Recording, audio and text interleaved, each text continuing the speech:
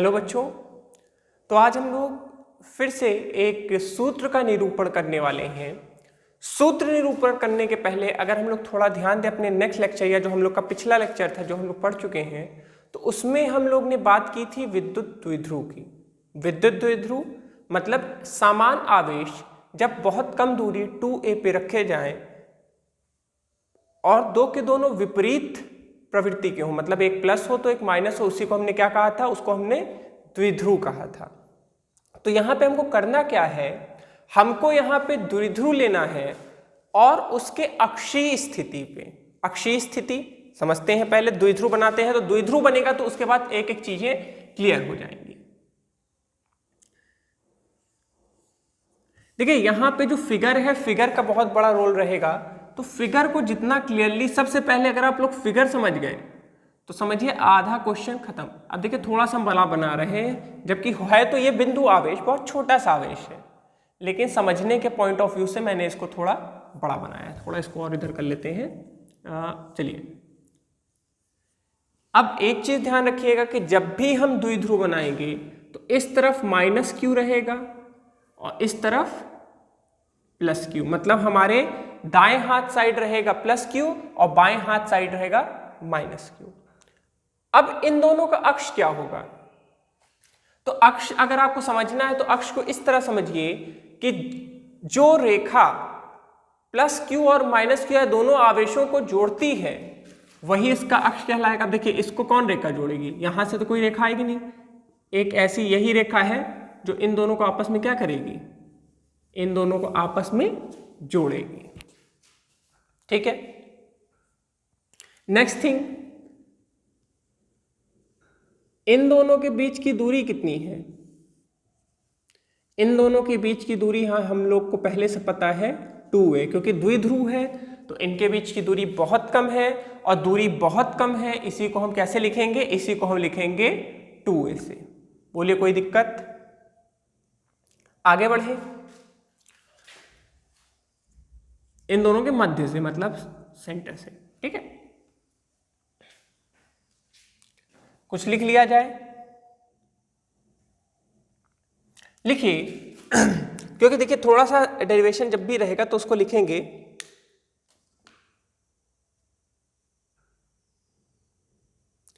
लिखिए द्विध्रुव के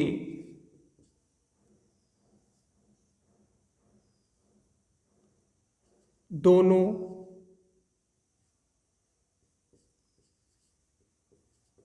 आवेशों से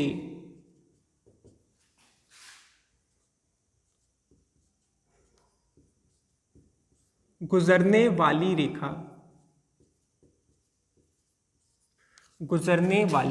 रेखा अक्षीय रेखा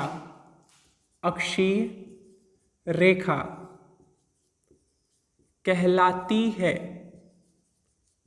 अक्षीय रेखा कहलाती है। तो यह हमारा पहला पॉइंट है कि द्विध्रुव के दोनों आवेशों से, तो ये दो आवेश है, द्विध्रुव में दो आवेश होते हैं, दोनों समान और विपरीत होते हैं, तो उनके अक्ष से गुजरने वाली रेखा को हम अक्षीय रेखा कहते हैं। ठीक है, अब हमको यहाँ पे करना क्या है? सबसे पहले ये समझिए कि द्विध्रुव के अक्षीय रेखा पे कोई बिंदु हमको लेनी है। तो ये इसका अक्ष है, इसके अक्षीय रेखा पे कोई हमने बिंदु ले ली।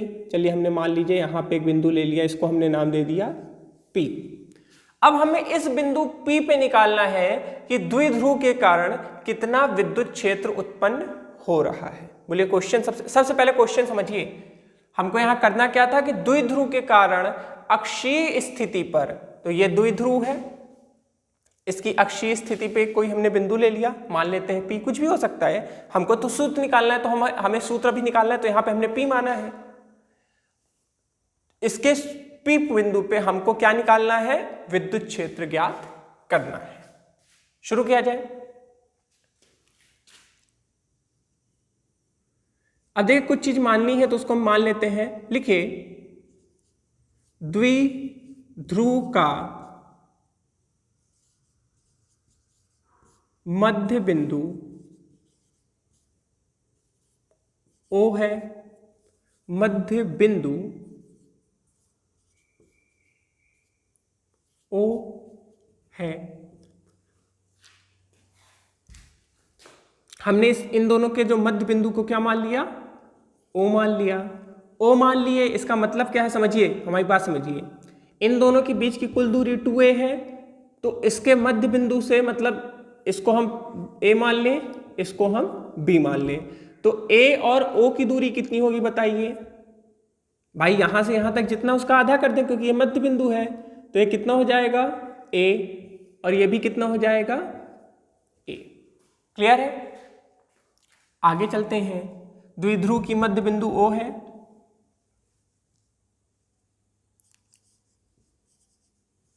अक्षीय रेखा पर कोई बिंदु P पर, अक्षीय रेखा पर कोई बिंदु P पर हमें विद्युत क्षेत्र ज्ञात करना है। अब देखिए, हमें जिस बिंदु पे, किस बिंदु पे निकालना है P, हम ये तो पहले बता चुके हैं, लेकिन इसी चीज को हमको लिखना भी था, तो हमने लिख के भी दिखा दिया कि कोई बिंदु अक्षीय बिंदु है P, जिसपे हमें क्या ज्ञात करना है? जिसपे हमें विद्युत क्षेत्र ज्ञात करना है। बोलिए, ये भी क्लियर हो गया? आगे चलें।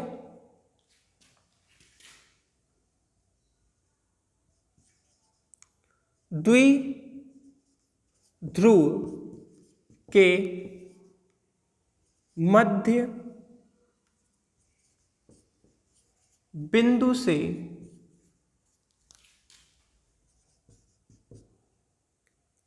P की दूरी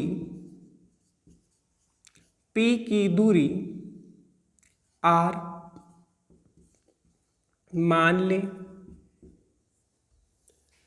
अब देखिए, यहां से यहां तक की दूरी को हमने क्या मान लिया? यहां से यहां तक की दूरी को हमने R मान लिया। क्लियर है? इतना नोट कर लीजिए। अब देखिए, यहां तक जब अगर आप लोगों ने नोट कर लिया, तो अब इसके बाद हमको बस सीधे चीजें लगानी है। इसको सफा करें। इसको सफा करने के बाद ही मेन काम करना है। सबसे पहले इसको हम सफा कर लेते हैं। इसको आप लोग लिख जरूर से दीजिएगा। अगर ये क्वेश्चन आता है तो पहले हमको उसके बारे में बताना पड़ता है कि हमने किस चीज को कैसे माना है। अब देखिए, यहां पे एक और काम हम करेंगे। यहां पे जो 2a है, तो हमने इसको a तोड़ दिया, तो इसको भी हम हटा दें और इस R को थोड़ा ऊपर लेते जाएं। मतलब जितनी सफाई हम लोग कर सकते थे कर दिए। अब थोड़ा सा यहां पे हम लोग को लॉजिकली सोचना होगा कि यहां पे दो आवेश हैं। आप लोग आध्यारोपण सिद्धांत पढ़े हैं, और आध्यारोपण सिद्धांत जब आप पढ़े हैं तो आध्यारोपण सिद्धांत में आप लोग को ये चीज दिखाया गया था या बताया गया था कि जितने आवेश होते हैं, हर एक, जैसे कई आवेश हैं और कोई एक बिंदु पे उसके कारण कितना विद्युत क्षेत्र लग रहा है, तो सब के सभी जो आवेश हैं अपना अलग एक विद्युत क्षेत्र लगाते थे, और जो परिणामी विद्युत क्षेत्र होता था वही उस बिंदु पे लगता था। तो परिणामी निकालने के लिए पहले हमको यहाँ पे भी जैसे इस बिंदु P पे परिणामी जो विद्युत क्षेत्र निकाल लेंगे तो हमारा काम हो जाएगा। बट उसके पहले हमको इस आवेश के कारण इस पे कितना विद्युत क्षेत्र उत्पन्न हो रहा है और इसके कारण कितना उत्पन्न हो रहा है ये भी निकालना पड़ेगा। तो लिखते हैं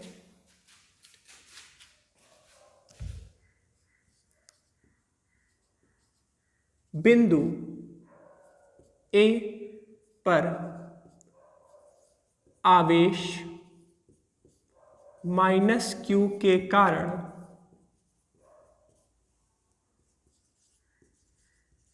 विद्युत क्षेत्र। अब देखिए, हमको A के कारण निकालना है इसका। अब विद्युत क्षेत्र का सूत्र तो आप जानते ही हैं, E बराबर K Q upon R square, यही होता था। बट यहाँ पे आर स्क्वायर तो नहीं हो सकता क्योंकि यहाँ से यहाँ तक की पूरी दूरी चाहिए। अब देखिए आप देख सकते हैं कि यहाँ से यहाँ तक की दूरी, मतलब इसको हम कैसे लिख सकते हैं, पूरी दूरी इसको हम लिखते हैं, चलिए इसको लिखते हैं फिर अभी समझाते हैं। तो इसके कारण क्या होगा, विद्युत क्षेत्र इसको E1 मान लेते हैं, के कारण विद्युत क्षेत्र E1, तो E1 बराबर हो जाएगा क्या, के क्यू है आर स्क्वायर, तो आर स्क्वायर की जगह हम इसको बेटा ऐसे लिख सकते हैं एपी का स्क्वायर, बोलिए लिख सकते हैं। और एपी को हम बेटा एक और तरीके से लिख सकते हैं, एपी को हम ब्रेक कर दें क्योंकि एपी का तो मान हमारे पास नहीं है, हम एपी को तोड़ दिए एओ और ओपी स्क्वायर के रूप में। एओ का मान क्या है हमारे पास, एओ का मान हमारे पास है ए, और ओपी का मान क्या है, ओपी का मान है ओपी, आर सीधे। हम यहां पे आर पहले लिखेंगे, क्यों लिखे हैं पहले अभी समझ में आएगा, थोड़ा सा आगे रुकते हैं। तो माइनस क्यू के कारण पी पे जो विद्युत क्षेत्र है वो के क्यू अपॉन आर प्लस ए का होल स्क्वायर, और दिशा क्या होगी, दिशा भी, क्योंकि अभी जब हम लोग अध्यारोपण सिद्धांत लगाएंगे तो उसमें हमको दिशा की आवश्यकता तो पड़ेगी ही, तो दिशा क्या होगी देखते हैं। तो इसकी दिशा देखिए ये माइनस है और ये यहाँ पे ये बिंदु है, तो आपको हमने कई बार बताया है, या कोई भी बुक आप पढ़ेंगे तो आपको बताया जाता है ना कि जब भी किसी बिंदु पे हमको विद्युत क्षेत्र ज्ञात करना है तो हमें वहां पे क्या लाना पड़ेगा, हमको वहां पे एक छोटा सा परीक्षण आवेश लाना पड़ेगा। और परीक्षण आवेश हमेशा कैसा होता है, परीक्षण आवेश जिसको हम क्यू नॉट बोलते हैं वो हमेशा पॉजिटिव होता है। तो पॉजिटिव और निगेटिव जो विपरीत आवेश है और विपरीत आवेश एक दूसरे को आकर्षित करते हैं, तो जो हमारा E1 लगेगा उसकी दिशा कुछ इस तरफ होगी। बोलो क्लियर है। अब B के कारण तो लिखें उसी को, बिंदु B पर आवेश Q के कारण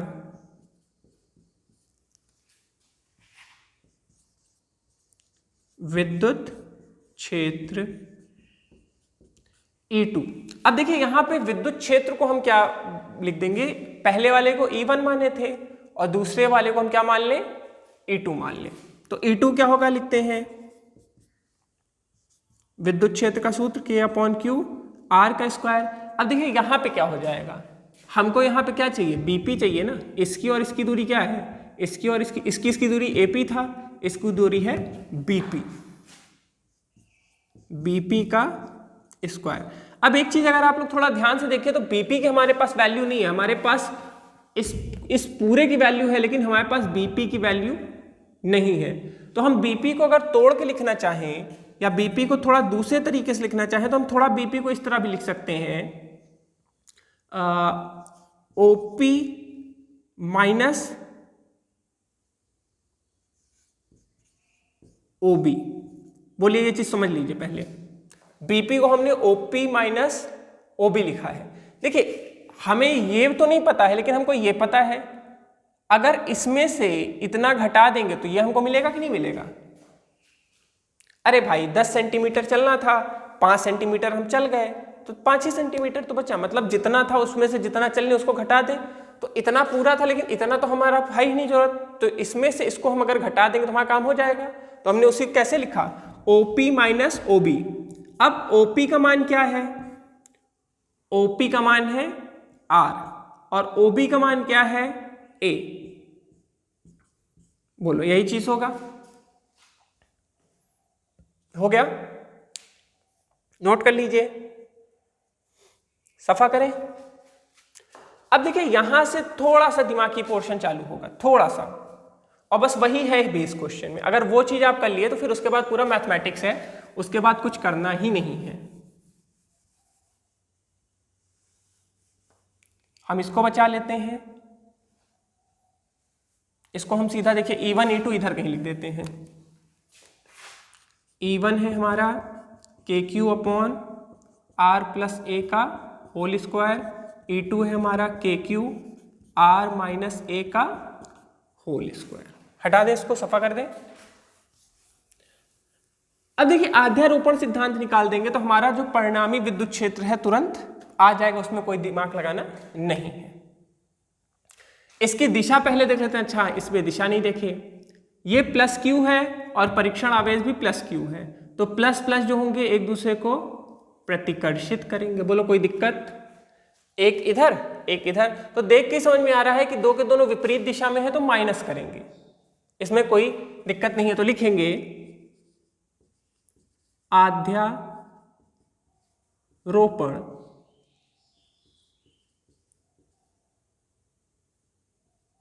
सिद्धांत से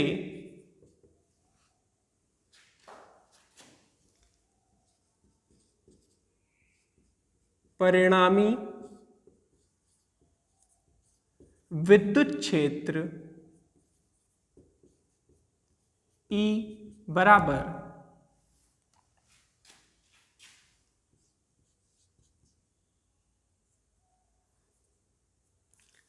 अब देखिए इसको कैलकुलेट करने के पहले आपको यह समझना होगा कि E1 बड़ा है कि E2 बड़ा है। सोचिए, अब ये कॉन्सेप्ट थोड़ा आपको समझना है कि ये बड़ा है कि ये बड़ा है। तो आपके मन में एक सीधा तुरंत क्वेश्चन आना चाहिए कि सर आवेश तो दोनों सेम है, और सेम आवेश है तो विद्युत क्षेत्र भी उनके द्वारा जो बनेगा वो भी सेम होगा।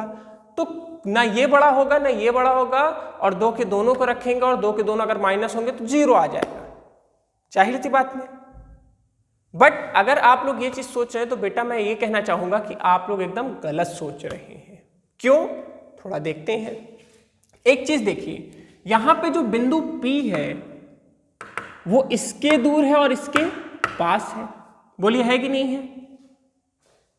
बिंदु P जो है वो एक से दूर है और B के पास है। अब देखिए आप भी समझिए, जैसे मान लीजिए यहां पे ये A है, यहां पे ये B है। अगर इसके बीचों बीच कहीं पे ये O होता या ये P होता तो इसके कारण जो विद्युत क्षेत्र होता और इसके कारण जो विद्युत क्षेत्र होता वो समान होता, अगर इन दोनों से इक्वल दूरी पे होता या यहां कहीं मध्य बिंदु पे होता।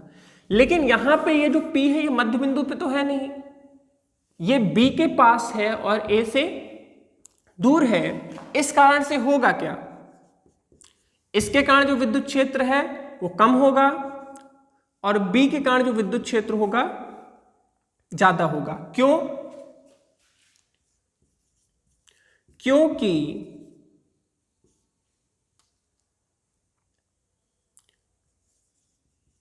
बिंदु P बिंदु B के निकट है। बोलो बात आ रही समझ में कि नहीं? E1 छोटा है, E2 बड़ा है, क्योंकि जो बिंदु P है वो B के पास है। तो हमारा जो परिणामी विद्युत क्षेत्र होगा वो क्या हो जाएगा? E2 minus E1। हाँ, अब एक चीज और हम आपको बता दें, R हमने पहले क्यों रखा, A बाद में क्यों रखा? मैक्सिमम टाइम हम लोग कोई भी एक्सप्रेशन लिखते हैं या इस तरह का हम लोग बहुपद लिखते हैं तो हम लोग क्या करते हैं, अल्फाबेटिकली जो छोटा अल्फाबेट होता है या जो अल्फाबेट में पहले आता है हम उसको पहले रखते हैं। देखिए यहाँ पे एक चीज हमको क्लियर था कि यहाँ पे जो R है उसको A से घटाना है। R बड़ा है A छोटा है, तो R बड़ा है A छोटा है, तभी तो R को हम A से घटा सकते हैं ना। इसी कारण से हमने R को पहले रखा। अगर A पहले होता तो छोटे से बड़े को घटा पाना पॉसिबल नहीं होता। इस कारण से हमने, क्योंकि हमारा जो विद्युत क्षेत्र है, एक चीज ये भी सोचने वाली बात है कि जो विद्युत क्षेत्र है वो कभी ऋणात्मक नहीं होता है, विद्युत क्षेत्र हमेशा धनात्मक होता है, तो उसका मान धनात्मक ही रहेगा। और आंसर कैसे फिर ऋणात्मक आ सकता है, इसके कारण भी हमने उसको पहले ले लिया। ठीक है, अब E1 और E2 की वैल्यू रखी जाए तो E2 की वैल्यू है KQ upon R minus A का होल स्क्वायर, और E1 की वैल्यू क्या है, KQ upon R plus A का होल स्क्वायर। ठीक है, वैल्यू सॉल्व किया जाए।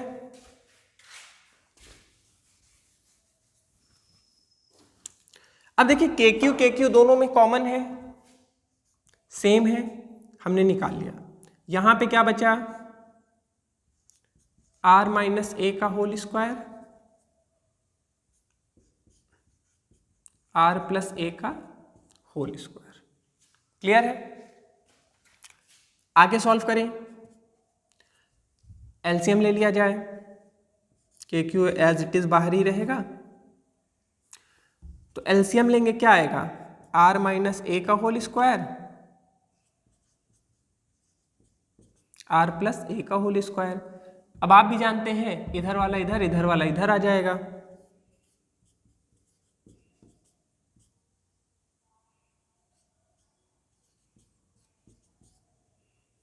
ठीक। इसको हम कैसे लिख सकते हैं, इसको हम एक और रूप में लिख सकते हैं। आप लोग ये वाला सूत्र तो जानते ही होंगे, ए स्क्वायर माइनस बी स्क्वायर, ए प्लस बी, ए माइनस बी।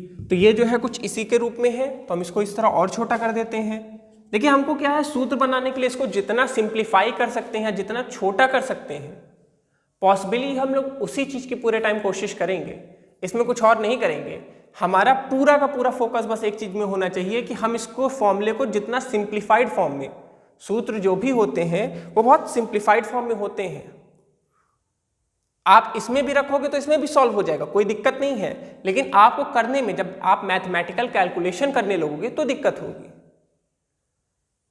तो इसके पीछे हम लोग इसको और सिंप्लीफाई कर रहे हैं। इसको खोल दें, फिर से के क्यू लिखें, तो ये हो जाएगा आर स्क्वायर, इसको भाई खोल लें, इसको ब्रैकेट ओपन कर रहे हैं स्क्वायर का, r square plus a square plus 2r, यहाँ माइनस है। अब देखिए हर एक में साइन चेंज करते जाएंगे, 2 बार करने से बेटर एक ही बार में करेंगे। ये क्या होगा, चलिए ब्रैकेट लगाते हैं, ब्रैकेट खोलेंगे तब सही कर देंगे। R square plus a square minus 2r a upon में, अभी हमने ये बताया कि इसको ऐसे लिख देंगे, तो इसको हम ऐसे लिख दें, r square minus a square का होल स्क्वायर। बोलो कोई दिक्कत? अब एक काम करते हैं, इस ब्रैकेट को खोलें, इस ब्रैकेट को जैसे ही खोलेंगे तो ये प्लस था तो ये माइनस, ये प्लस था ये माइनस, और ये माइनस था ये प्लस। तो एक बहुत अच्छी चीज होगी कि आर स्क्वायर को खत्म कर देगा, ए स्क्वायर को खत्म कर देगा। तो बचा क्या हमारे पास, के क्यू 2r a तो हो जाएगा 4ra, और ये क्या हो जाएगा, r square minus a square का होल स्क्वायर। बोलो क्लियर है? इसको हम लोग द्विध्रुव आघूर्ण के रूप में भी लिख सकते हैं, इसको हम द्विध्रुव आघूर्ण के भी रूप में चेंज कर सकते हैं। तो द्विध्रुव आघूर्ण क्या होता था, आपको पता होगा, P बराबर 2q अपॉन a, यही था। तो हम इसको द्विध्रुव आघूर्ण के रूप में कैसे लिखेंगे, k को हम लोग 1/4 पाई एप्सिलॉन नॉट बना देते हैं, 2 इससे अलग कर लेते हैं, 2r